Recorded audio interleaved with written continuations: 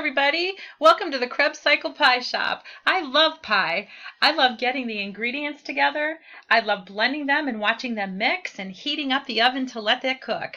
And I love to watch it bake and transform into something else. And the result is delicious energy that lets my body run for another day.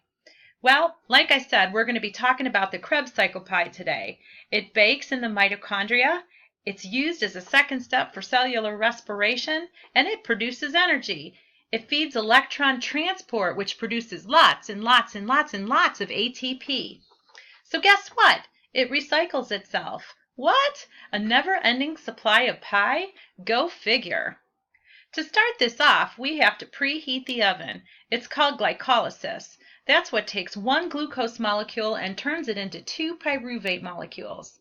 The pyruvate oxidizes to acetyl-CoA, and that's the ingredient we need to start this pie off. Let's look at each piece in the pie. Acetyl-CoA mixes with oxaloacetate and citrate synthase to make citrate. The second piece of pie mixes the citrate with iconitase to form isocitrate. Piece 3 is dependent on mixing the isocitrate with isocitrate dehydrogenase to make alpha-glutarate, forming NADH and releasing carbon dioxide. Piece 4, alpha-ketoglutarate, uses alpha-ketoglutarate dehydrogenase, forming NADH and releasing carbon dioxide while making succinyl-CoA. Pie piece 5 takes succinyl-CoA and mixes it with succinyl-CoA synthetase, making succinate. And guess what? It releases ATP.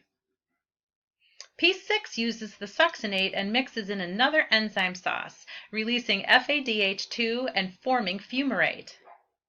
Piece 7 mixes fumarate with fumarase, which makes malate.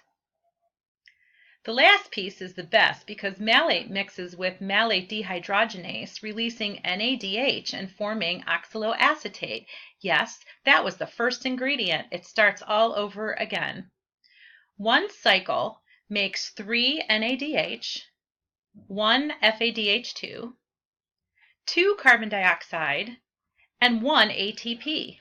Remember, it takes 2 cycles to use 1 molecule of glucose. 2 pies. Wow, that's a lot of energy.